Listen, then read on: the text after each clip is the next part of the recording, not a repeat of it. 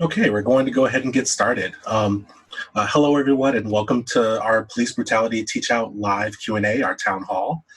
My name is Ryan Hinyard, Faculty Experience Designer at the Center for Academic Innovation at the University of Michigan. I wanted to thank everyone for submitting your questions on Coursera, on social media, and live through the Teach Out. We'll be continuing to collect questions through Zoom, as well as through Twitter, Facebook, YouTube, and our other social media platforms. Once you enter questions there, they'll be reviewed by our moderators for consideration.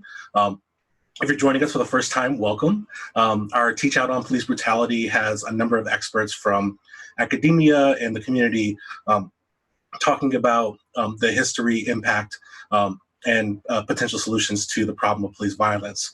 And if this is the first time you've been with this group, our Teach Out runs until July 31st on Coursera. Please feel free to jump in and share in some of the lively conversations that are happening with learners from around the globe, talking about police violence and how it impacts people's lives.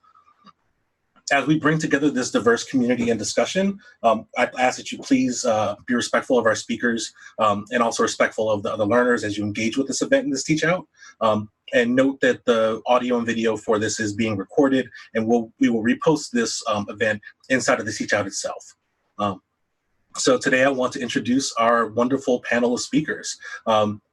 We have Professor Lewis-McCoy from New York University's Department of Sociology of Education inside of NYU Steinhardt School of Education and Development. Professor Barbara McQuade from the University of Michigan's Law School. Dr. Lisa Jackson, the chair of the Independent Community Police Oversight Commission, the ICPOC in Ann Arbor, Michigan. And Professor Angela Dillard from the University of Michigan's Afro-American and African Studies Department. I've been really humbled and blessed to be able to have all of these wonderful experts bring their expertise to this Teach Out, and I hope that you will continue to find ways to engage with this content and engage with them outside of this Teach Out through social media and through the works that they've put forth. I wanted to start off today by asking a question about how the tactics that are being used currently in the protests about police violence are impacting individuals and impacting the movements about this issue. We're currently looking at situations where there are federal agents now in Portland and potentially in other cities that are really emphasizing examples of the criminalization of protest, and looking at the violent response that police have to criticisms of law enforcement. I'm curious if we could talk about how this latest escalation is a part of the ongoing history of police brutality. Dr. Lewis-McCoy, you can start us off. Yeah, so I think we're at a particularly meaningful moment and juncture around thinking about protests, the public, and the tactics of policing. So we see just in the last week or two, a very intentional move towards a federal intervention around protests. So for those of us who kind of believe in the right to assemble, the right to voice our concerns, the right to speak back to government, there are multiple levels of which repression is occurring. So I've been going to protests for well over 20 years. And this is a moment where I'm constantly getting calls from people saying, should I go to the protest, right? What are my protections? What are my rights? There's a distinction often between your rights and safety. And looking at places like Portland, in which where there's the use of federal agents to literally arrest, to remove people without clarity around charges, without actual probable cause, it's really a danger around civil rights, civil liberties, and human rights. For me, I think the escalation from a federal level brings into clear focus the ways in which the use of police force has been a danger to people. We know it in a local context, particularly as someone who has grown up as African-American, as the son of a police officer. I watched the ways in which physical force was used in communities that I grew up with on people that I cared about. We've seen it at state levels, the ways in which sometimes the state will mobilize to squash local engagement and challenge of power. So I think we have a troubling way in which we have to look at the intersection of local, state, and federal levels, and also the militarization of police and the force and the tactics that they use. So we've gone from attending protests and being able to call a friend to recognizing that all of our cell phones are now monitored and surveilled. Sometimes they're even jammed using military surveillance and techniques. So this is a through line between these different levels. And I think colleagues like Angela and Barbara can speak to the historical and the legal dimensions as well. And Lisa, to the ethical and moral dimensions too. Yeah, I think historically, all right, I mean, so when you try and situate something happening in the present as part of a kind of historical arc or trend or tradition, there are some things that are, and I talked a little bit about this in my segment in the teach-in, there are some things that are very familiar historically. And I think the thing to say about police brutality and protests is that the two have always been intertwined. I mean, there are a lot of protests that start because of instances of police brutality. Something like the Detroit uprising in 1967 is about, an instance of police brutality, late night at an after-hours club that touches off the whole thing. Stonewall, since we're kind of thinking about that anniversary this year, the Stonewall Inn was raided by police. There was a lot of brutality that sparks, a social movement. So these things have often been intertwined. For me, one of the things that makes this moment really distinct, along with the things that have already been mentioned, is that journalists themselves have been, victims of police brutality in this moment. That feels really different. I mean, there has historically been a kind of protective cordon around journalists who are on the scene reporting about these things. So I think that the number of ways that this contemporary moment raises questions about journalism, which raises then questions about freedom of speech, freedom of the press, freedom of assembly. And so I think that this is a moment where all of our rights, as this is being played out, are really, I think that there's something in danger of being really weakened from that perspective as these contemporary protests play out. And again, that feels really different about this moment. I'll just add that it's very exciting to me as a former federal prosecutor who worked with law enforcement agents, federal agents, to see them, I think, being used in this way, in a way that will be very damaging to their long-term effectiveness.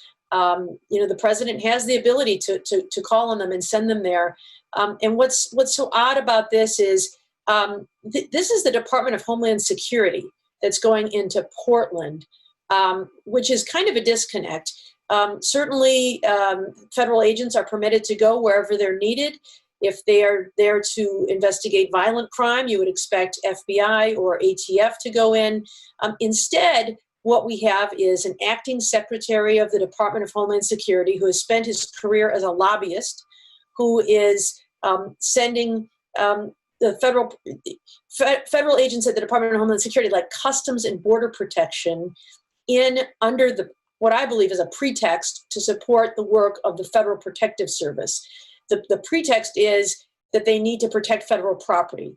Certainly that's true, and the Federal Protective Service, if property is being damaged, graffiti is being spray painted on the courthouse, or if people are assaulting federal officers, they have a right to arrest them.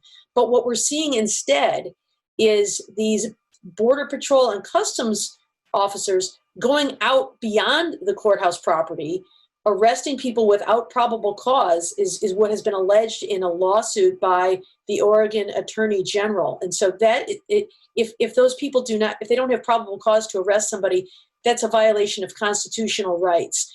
And so, the wearing of military fatigues, the heavy-handed use of tear gas and flashbang grenades, rubber bullets, those kinds of things, costs federal law enforcement their legitimacy. And then when they really are needed, and there's this other piece now being discussed about surging to prevent violent crime in other cities. Even if that were true, you now have this appearance of what's happening in Portland that causes complete loss of trust by members of communities to say that federal agents are coming to their cities to help them. And so when I worked in government, we did from time to time see federal agents come in to our cities to supplement the resources that are already there. And they were welcome. But what happens first is lengthy coordination and discussions with local law enforcement leaders. What can we do to help support your mission of community policing? Can we help add to the resources that you're using in your community to help make your city safer? And it was done in a very low-key way without putting on military fatigues that sends this impression of an occupying army of an authoritarian regime. My personal theory is that is what President Trump is seeking to achieve, to be divisive, to demonstrate that he is a law and order president. But I think it is political theater that in the long run will have very damaging effects on community trust for federal law enforcement. So I'm always thinking about community trust, and I think about that locally, and then we can't help but think about that nationally. And I've been marching much longer than LaRue because I'm much older than he is, but there are pictures of me as an infant with a Free Angela Davis button on, right? So my parents were out marching in the streets with me as an infant. And I know that dates myself. However, in terms of sitting on, thinking about police oversight, whether I'm thinking about that in Ann Arbor or thinking about that nationally with colleagues from across the country, community trust is key for your local law enforcement, but it's key for the whole system to work. And so what happens is when you see that you can send in Customs and Border Patrol, like with some tags on them that say 40 or police, and they don't have to, they should, but they're not identifying who they are, that they're swooping in and taking people off the street with no words into unmarked cars, there is no trust. The trust in all law enforcement gets impacted, right? So it's not just that we don't trust Donald Trump, but that you can't trust anybody. And more importantly, you don't know whom to trust. So it's hard to make decisions about whom to trust. And that certainly has a chilling impact on people who want to go out there and express their constitutionally given rights to express themselves, to gather, to speak back to those in power.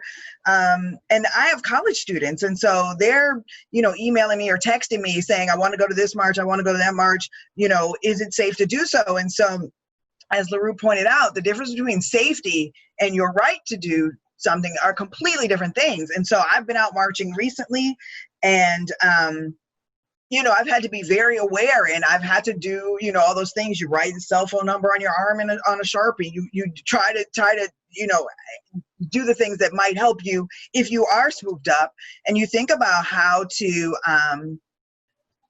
get some sort of accountability. And it's really hard if we're going to use sort of random militarized sort of, federal people in a local law enforcement setting, and you don't know who those people are. And that then when local law enforcement appears to be cooperating with that, that's really problematic. So you might want to hold your local officials to task and say, hey, explain what's going on here. And sometimes they're cooperating, sometimes they're not cooperating. So we see that struggle in Portland, right, where they're saying, hey, wait, what? And there's this federal pressure to do so. But I think, overall, trust is just, I'm not sure how much trust there was. And in a city like Ann Arbor, it's very interesting, right? You have a bunch of upper middle class folks who generally like the police. They're like, oh my God, the police are great. But you do have a segment of people to whom the police aren't so great. And I think what's happened now is that people who had only had positive interactions with the police are now seeing that those same officers with whom they had pleasant interactions aren't so pleasant to other groups of people. And so obviously I can't speak to the historical context, but this feels different because so many cities are involved at the same time, and the coverage has been such through social media, I would say particularly, that other people are being aware. People who, had the luxury of just assuming the police were sweet, are now seeing that isn't the way they always operate. And so, from my perspective, I've seen college students who had no reason to get involved being involved now, but now questioning this process, which I always think is fantastic, to question authority. But also being terrified because of the ways in which some of that authority is being used. No, I think those are all pretty wonderful points. One of the things that comes to mind for me is that on Twitter, there's a lawyer in North Carolina, Greg Doucette, who's been collecting videos of police misconduct throughout the protests. And he has a little numerical counter and emojis about like, hey, this is case, this is case 48, this is case, 67. I checked on it the other day because I had, like every now and then I look at it. It's over 800 cases that he felt comfortable as a lawyer, posting and saying, here's video of this particular instance. And just thinking about how many people see how many different, how many of these different occasions where people's rights to protest are not being respected, has I think changed a lot of the calculus for how people think about what protesters are doing versus what they're actually doing, and taking the word of law enforcement at face value when it comes to talking about these events in public. This next question kind of builds off of that for Barb, and is asking about, so what legal recourse do victims of police violence have against officers or departments? Even in a case like this where you have citizen journalism that shows you being attacked, if there's not identification, or if even if there is, one of the reasons that people are marching is because even when we have pretty clear evidence, we don't always see equivalent accountability. So I would like to hear what you think about the legal recourse that victims of police violence and protesters who are in these situations have available to them. We do have legal recourses available both criminally and civilly for people who are victims of police violence. But I think we're finding one of the challenges is that they don't provide sufficient recourse. And, you frequently hear the concept about police officers. And I've worked with many police officers, many who became police officers because they want to protect and serve their communities, including many African-American police officers that I've worked with. And you often hear this term, well, there's a few bad apples. And I often bristle at that term because although it is true that, we all work for large organizations. In any organization, you may have some people who don't follow the rules. But I find the biggest factor that controls whether police departments have the mentality of being guardians of the community as opposed to warriors on the streets is the culture. And cultures of police departments, there's a police reformer in Camden, New Jersey, who says culture eats policy for lunch. And so having the right culture is so incredibly important. And one of the things that drives culture is law. And currently, the laws that we have both on the criminal side and the civil side, I think, are not adequate to hold police officers accountable. So if a police officer uses excessive force, that can be deemed a violation of Fourth Amendment rights as an unreasonable seizure. And so there are federal civil rights laws criminally that can be brought, or police officers can be charged with murder or manslaughter, but they have what's known as a public authority defense. And so the law there, fashioned by the Supreme Court, is very favorable to law enforcement officers. It asks you to look at what a reasonable officer on the scene would do. And it has a lot of language like, we know that 20/20 hindsight, you can't look at it through that. You have to look at it through the idea that officers have to make split-second decisions and evolving situations. And although all those things are true, the net effect is to really render those legal protections kind of a nullity. I know in cases that we would bring federal cases against police officers for violations of civil rights for use of excessive force, you had to show not only that the officer acted unreasonably, but that he did so willfully. Not that he was reckless or that he disregarded rules. You had to show that he deliberately violated someone's civil rights. So if a victim ended up being killed in police custody, you really had to show that that he deliberately assassinated that person, which is just too much, I think. There is a movement afoot, some pending legislation in Congress to change that level of willfulness to reckless. And I think that would help a lot. Some have even argued that it should go even further to negligence. I'm not sure, because I think you got to get that balance right in giving police officers the tools they need to do their jobs and protect themselves and the members of the public. But I think an officer who acts recklessly is someone who should be held accountable. And then same on the civil side. For civil liability, there's something known as qualified immunity. I talk about this a little bit in my segment in the teach out.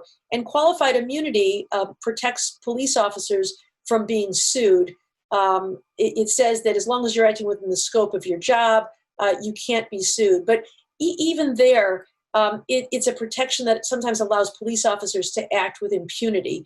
And so by changing those rules, you might allow individual victims to hold police officers more accountable. But more importantly, I think by changing those rules, you can change the culture. Because if police officers know that they can be held accountable criminally or civilly, now it's a different ballgame. And the way they use their power, I think they will think a little more carefully about the consequences of guessing wrong.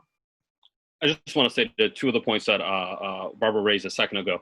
When I speak with folks and kind of think about what it means to think about police violence and accountability, and folks use the metaphor of bad apples, I would say, well, what's the end of the metaphor, right? A few bad apples actually spoil the bunch. So your entire frame should be instead, wait, we have to radically rethink this system, and institutionally, if the people involved in it are doing good or doing harm. When I'm communicating with folks and they say, I'm going to a peaceful protest, I remind them the choice of it being a peaceful protest usually relies more with how the police respond than how you participate. I've been to plenty of peaceful protests where protesters are peaceful, but the use of force and violence by police is normative. I think in order to actually deal with accountability, we have to acknowledge that, yes, policing is defined around control, it is defined around power, it is defined around maintenance of power, but also violence is consistent. When we think about accountability, we can go to any force, and I invite anyone who's having conversations with loved ones who are family members and ask them, what's the system of accountability that exists locally for you around police violence? Because police brutality exists on a spectrum, and the bar of actually getting some type of retribution or any accountability is pretty high. Many folks experience uses of force by police so common that will never make the radar. So as you mentioned, a lawyer who accounts to the hundreds and hundreds of counts of folks who are having their rights violated, there are thousands upon thousands that never got captured, right? That never meet the legal bar, but have caused great amounts of harm within communities. So when we think about accountability, when we think about violence, and we think about what are our recourses, most times citizens don't know the options, and even police themselves, when you ask among your force, how many folks have been sanctioned? What was the response? How have you addressed it and adjusted policing? They don't have the answers, or those answers are necessarily obscured because you can't get records, or in places like New York City, you can't get full access to disciplinary records of officers. And so we have a systematic and an institutional problem that cannot simply be resolved by individual civil or criminal rights. And so that's one of my concerns with where we are with accountability in policing.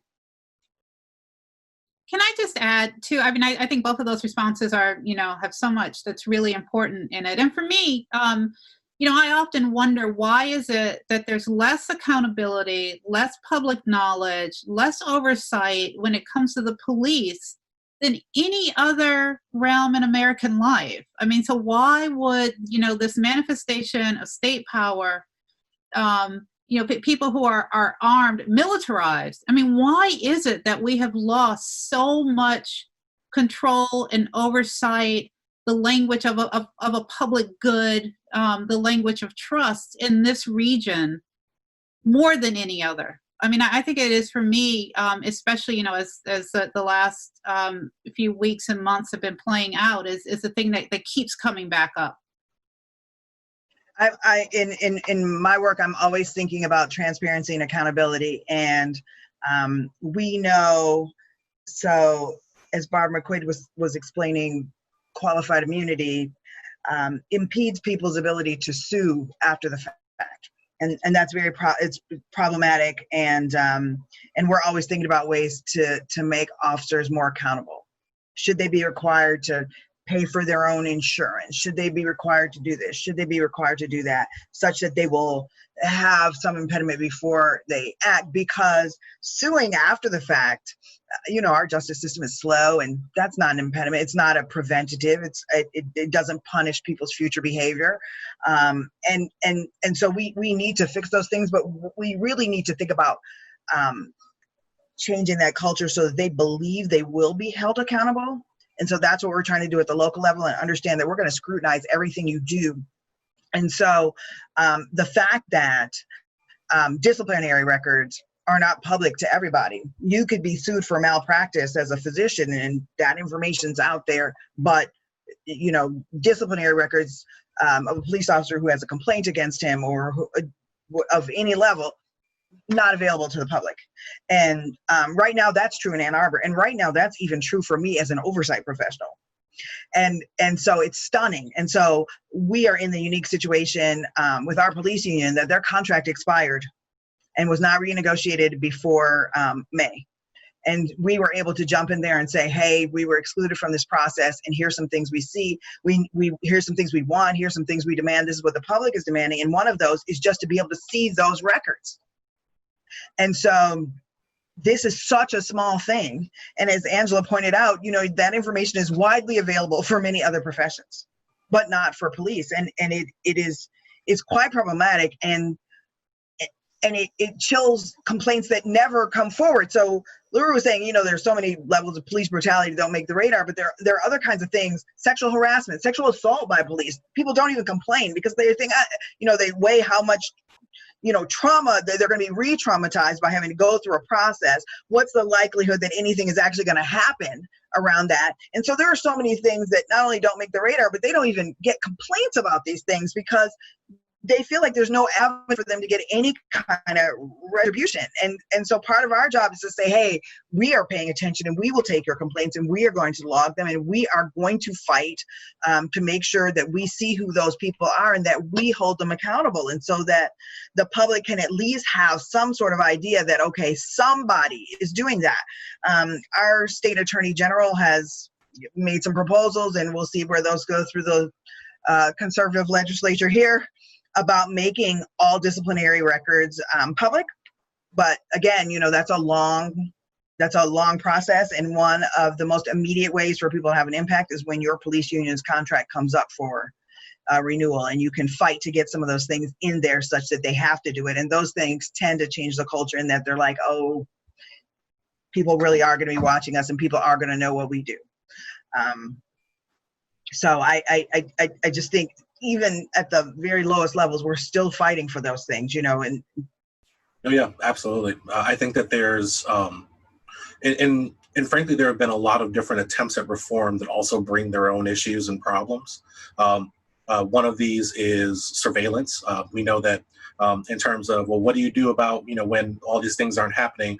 One of the questions that I saw from learners in our teach out, that I've heard from people in the tech world where technology is a hammer and everything's a nail, that, you know, increased surveillance is a possible answer to having fewer police interactions and being able to solve some of these issues. I'm a native Detroiter. I know that in my hometown, in my neighborhood where I grew up, there's a project called Project Greenlight, where the Detroit police provide surveillance cameras to businesses that are high definition, you know, night cameras equipped with facial recognition to try to promote, try to promote and improve policing that have been marketed on a number of different terms, but are frankly on a ton of street corners and blocks all across the city. And we know that using this program,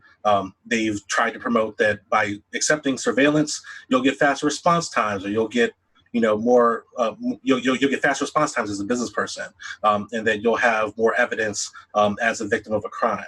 However, there was recently a case just the other week where a Black man was caught up in a case of mistaken identity, where he was misidentified by facial recognition software and arrested and detained without basically any other evidence. I like to start off asking this to Lisa, but thinking about when, you know, have people talked to you about surveillance technologies as part of these solutions to police misconduct, and what are the limitations that you see of technology as a way to address this problem? Okay, so two things. I just want to talk about the Detroit case for a second, because it wasn't that the police made this green light technology available. They made it available, but merchants had to pay for it.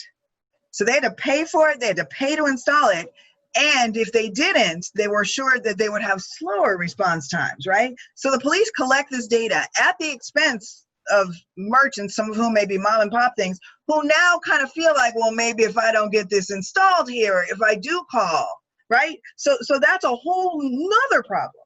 But tech people acknowledge that whether it's facial recognition for Homeland Security, any kind of police stuff, or whether it's AI in automated cars, the technology around facial recognition is horrifically inaccurate for people of color. We and there are several cases like this, but we have this case where this guy got arrested. They came knocking on his door. Hey, we saw you on video committing this crime, and it's not him. But we all knew that was going to happen beforehand. We knew that was going to happen. The tech people acknowledge that. And so there's always this, well, as more and more Black people get under surveillance, then the technology will get better. What? It's totally unacceptable. It's wholly unacceptable. The other thing I think about is that facial recognition and data are being collected from protests. So as people film protests, they are running that through facial recognition software to see if they get hits on people in the system. But in some cases, it appears that they are adding faces to a system for people who have done nothing wrong, who now are in a database for legally and appropriately and peacefully and beautifully participating in a protest. And so there are so many problems with using artificial intelligence and facial recognition in this way. I have been at protests where I've asked people, just regular people, please stop filming. You don't have the consent of these people. I just walk up to random strangers and say, yo, did you get permission to film people? Because you're putting their faces on they're on Facebook. And now anybody can go through Facebook, upload your film, and add their faces to a database. Is that what you want? Is that what you're doing? And I've been in protests, and we all want to document how beautiful it is. You know, we want to look the throngs of people marching, singing, dancing in some cases. And it is an uplifting experience. It has been in my case so far. I have not been hit by anybody. So I know it's not always uplifting. But I understand that drive to document that. But that is harmful to people. And we have to think about that all the time. And we should not have to think about it, but we absolutely do. That data are being taken and used by law enforcement at so many different levels inappropriately. And the laws have not caught up to this. And so how, the legalities of that are completely gray, I would think, but should totally be illegal. Obviously, I'm not the legal scholar here, but I'm.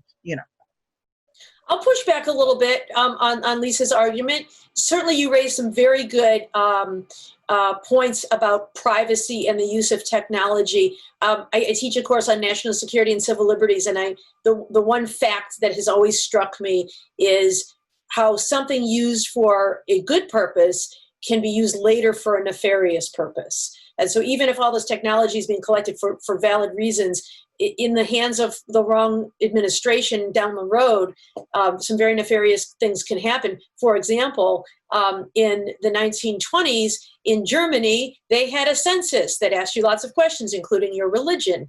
And then when Adolf Hitler came to power, he used that as a way to target Jews, to scoop them up and send them to concentration camps. So you always have to be thinking about collateral consequences for anything you do. And I think the facial recognition argument is troublesome because it has been documented that it does not perform well with faces of color. And so I think that creates a skepticism that maybe that technology is not quite ready for prime time, as well as what do you do with that data down the road?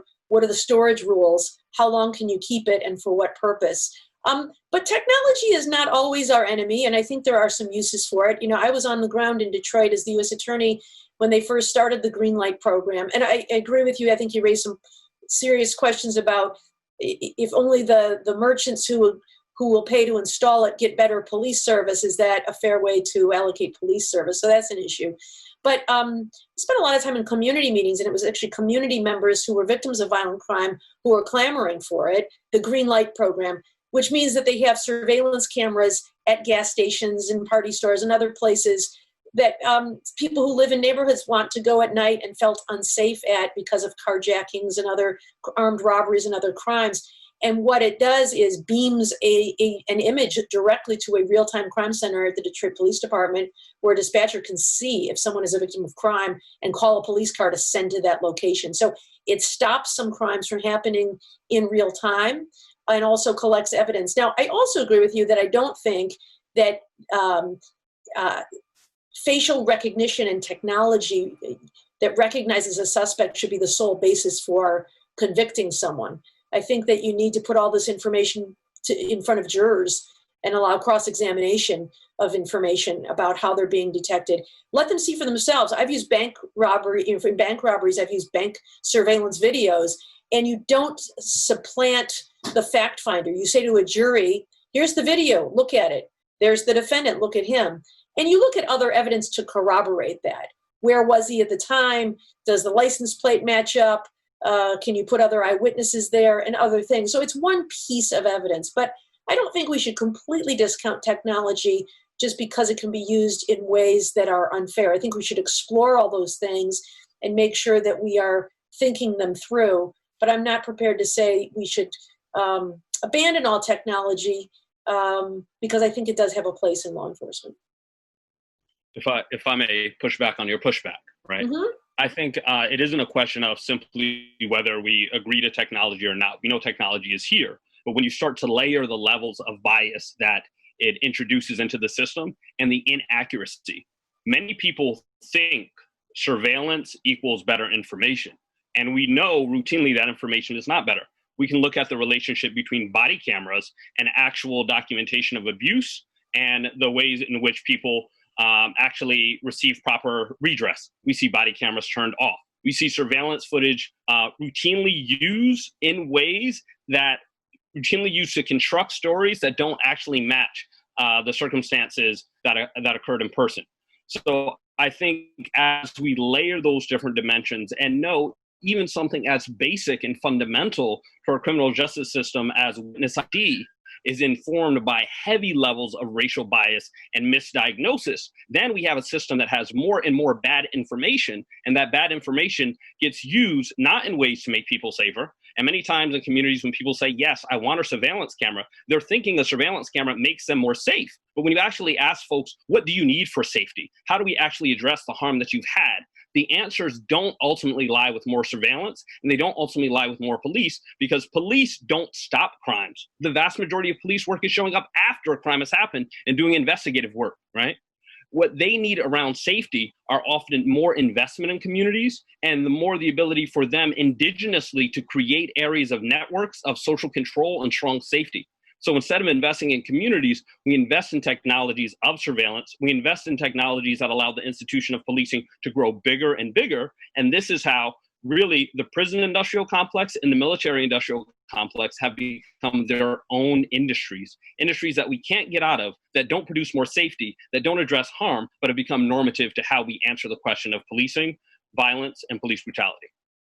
You know, I'll just jump in to say that I think, this is such a good conversation. And I think that there are three large historical processes, that we all want to keep in mind when we're thinking through this.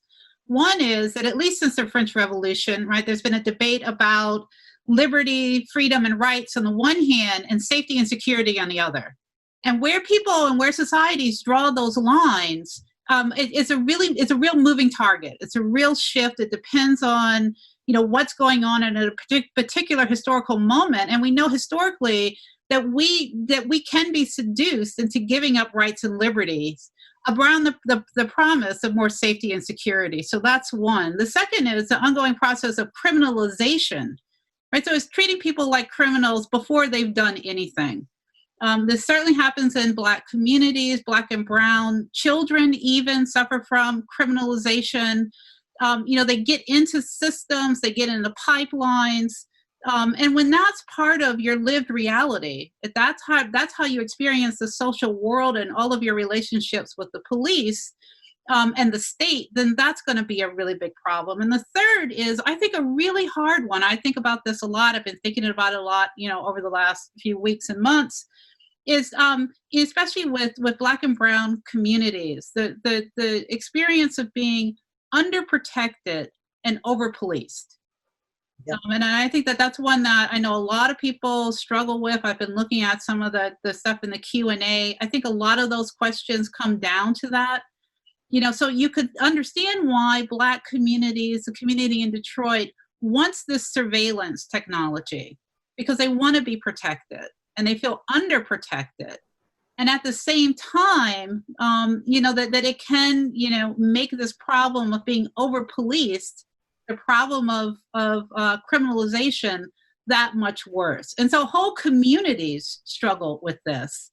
And it's also worth saying that the Black community is not one thing, that part of it might want to be, have surveillance, and the other part really fears it, right? So, I think it's a real mess. I think it's at the center of a lot of these debates and what's going on, but that this moment brings together those three large-scale historical processes in such a powerful way is, I think, what makes this such a difficult moment for us to be able to navigate our ways through.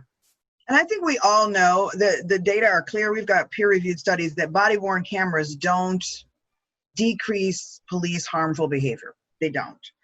They might document after the fact, but they don't prevent it. There is no relationship between those things. In terms of thinking about being over-policed and underprotected, police were in Eric Garner's neighborhood because of a new policy that suggested that, we should have this additional policing of really low-level crime. And so when they confront him about selling cigarettes on the streets, that wasn't a random thing. It happened because of legislation in that local, municipality that said, hey, we're going to start going after that. And then he becomes accosted, and then he gets, strangled to death. And I think I think we should agree that until the technology is reliable, that we cannot use it.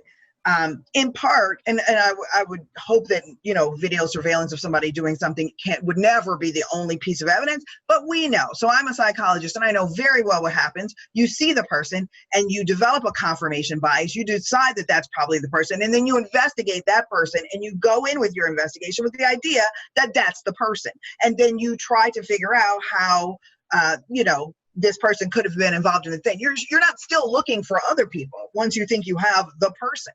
And so surveillance is so problematic when it's the wrong person. And if you know statistically that it is more likely to be the wrong person with people of color who are under surveillance more than everybody else, then I think we should agree that we can't use this technology unless and until it's much better than it is. Not just better, but much better. It is going to criminalize more people. And I understand that people, I'm from Detroit. I understand people might have said, hey, we want this because we think it's going to make crime go down. But I'm not sure the green light program in Detroit has made crime go down. I think after the initial bump of the lights everywhere, and you can see them, they're like a really funny green and they're kind of prominent, that, I'm not sure that was a preventative at all. And now we've seen some merchants can't afford to keep them up, so they don't even have them on anymore. And so I just feel like the whole system is inappropriate, and we wouldn't accept that level of inaccuracy or lack of validity and lack of reliability if I were doing a study in a hospital. It would never be acceptable. And I don't understand why. I do understand why, but we should not accept that with the police. So I think you can separate out the use of surveillance cameras and the use of facial recognition technology. I think I agree with you on the data on facial recognition technology, but in terms of the surveillance cameras, we've been using those for a long time in banks and convenience stores and other things, and you show the video to a jury and ask them a lot, and no prosecutor is going to rely solely on that. You would rely on other evidence as well. But it also, a really important part of the green light program is the deterrent effect. If they're flashing the green light, people who live in the neighborhood can feel some assurance that it's a safe zone, that people who are looking for targets for carjacking or armed robbery are less likely to go there. Now, they may go somewhere else. It may simply move violent crime elsewhere, but it gives oases for people who live in the neighborhood. Can I go there? Is it safe there to go get my gas? Is it safe there to go pick up a loaf of bread if they see the green light? They can feel like the police are watching right now, and so I feel like I can go there. It was a force multiplier for the police department, which is underfunded in terms of police resources. Now, long term, would it be better to take those resources and invest them in a community? Absolutely. But short term, if you're a police chief and you're just trying to just keep the neighborhood safe, when people say, I can't even go to the corner store to buy a loaf of bread, I think using some types of technology to help supplement police resources is not something we should lightly cast aside. I wouldn't, but I got to talk to my local carjackers. I'm not sure it's a deterrent. I'm just not sure. And I'm not sure the data support that either. And that's the thing. If it were a deterrent, okay. But I think, I get to see on the local news so many of those films with people committing crimes. Now, I'm not saying I have no idea of the numbers of Detroit police. Maybe there were many more at that corner before, and now there's only the one I see on the news. So I understand that's a possibility. But the data that I did see from some time ago suggested that after the initial installation of those, there wasn't a deterrent effect, that crime wasn't significantly different. And so do people feel like it's an oasis really, or were they hoping it was going to be an oasis, or is it really an oasis at all? I'm not convinced that it is. I'm not convinced that those lights actually prevent any crime. I know that was the intention, but I don't think that's what happened in reality. I think that all of this is a really thought-provoking conversation, and I encourage our learners to really do some more digging into issues around surveillance, around data and recording. As a person who's had a career as a technologist, there is a whole lot there that I think gives you a lot of pause around those things. And I think it's also worth recognizing that for some of the communities we're talking about, because of the things we talked about in the teach out about police brutality, more like, an extended police presence or more availability for police isn't a comfort for everyone in the community.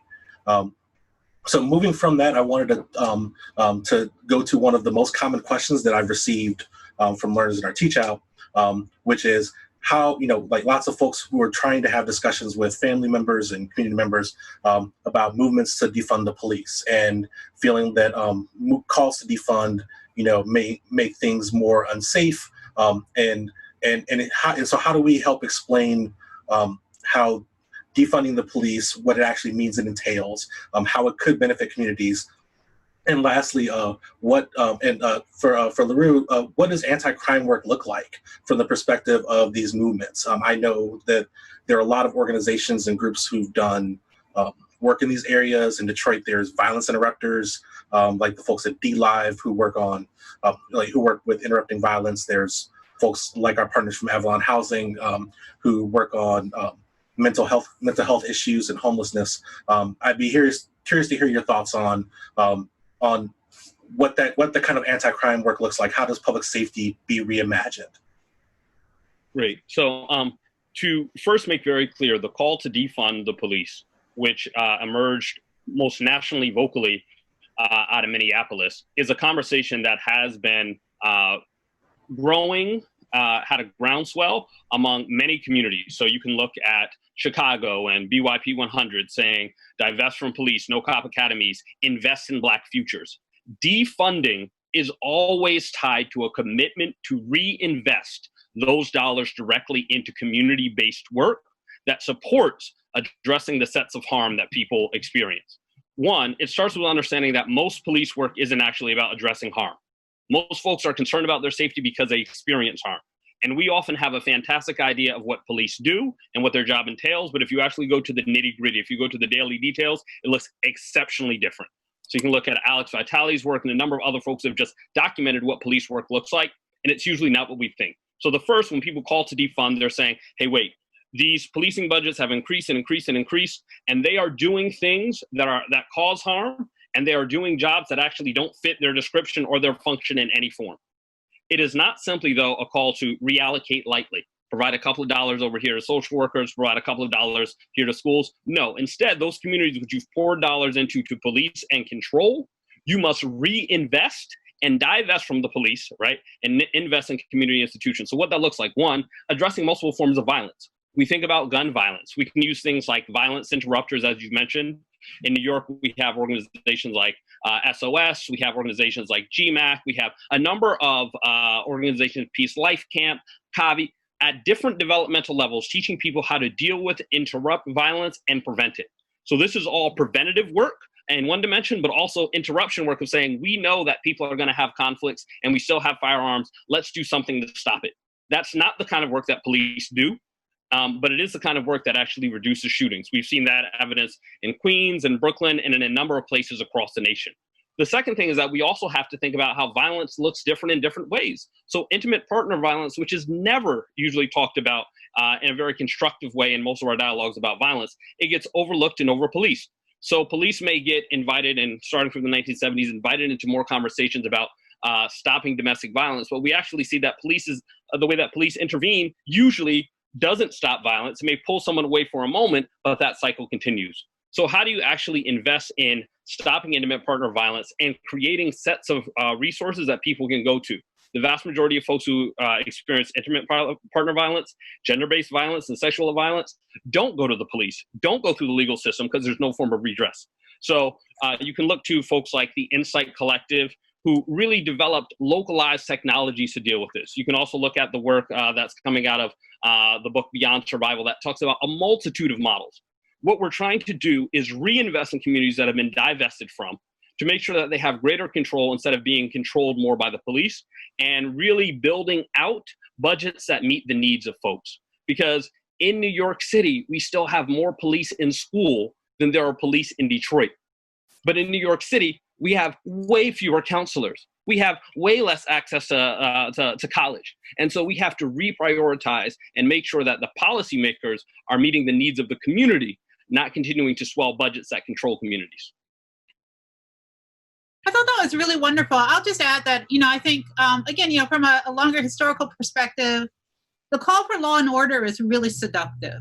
And I think we need to be really careful about it, because historically it has been an invitation to more violence, more state control, and more chaos in a lot of communities. And I always think that when we call for law and order, we're aiming too low.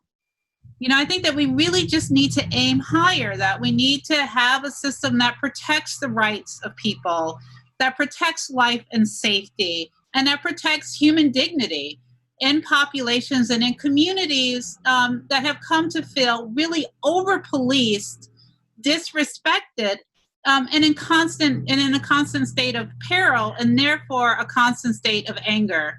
And that if we take this opportunity to once again only think about law and order, only think about cracking down on people, cracking down on rights, cracking down on communities, then we're just once again deferring real solutions to these problems inside of this country for yet another generation into the future. And I think, to have this moment only result in yet another set of historic missed opportunities would really be unfortunate. Yes, thank you. I think that all of the wisdom that you all have shared has been really wonderful, and I hope that our learners are going to gain something from it. I'd like to thank everybody for joining us today. Please check out and share the Teach Out if you haven't already. It's live on Coursera through July 31st. I'd like to make an additional mention that from the University of Michigan on our Teach Outs, all of our content is available via Creative Commons, which means that it can be reused and shared with credit. So if there are other organizations or groups in your life who would be interested in going through this content together, we've built facilitation guides and resources to be able to help facilitate those conversations in lots of different places. In addition to the videos and readings from the experts we have here today, we also have tools to help you make plans for taking action, links to mental health and wellness resources for Black, Indigenous people of color, and resources for activists and others who are impacted by police brutality. Lastly, I know that it's sometimes really overwhelming to think about how pervasive the problem of police violence is. And I hope that everyone leaves this discussion energized to find a way to help in your own context. I don't think it's uncommon to get stuck trying to figure out where you can fit in.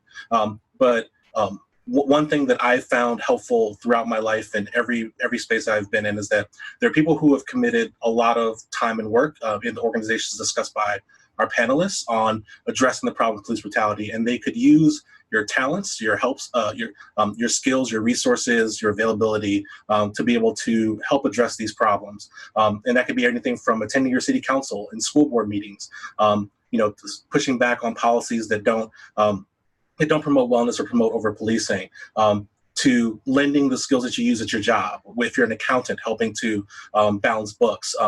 If you're an artist, helping to create art and posters. If you're a runner, there's groups of runners who are working on, bringing awareness. No matter what it is that you do, there is a way to use it towards building the future where we want to get to, the future where police don't kill anybody. And I wanted to thank you all for your generosity and time and spending time with us, and invite you to come join us in our teach out, join us on social media, and take care.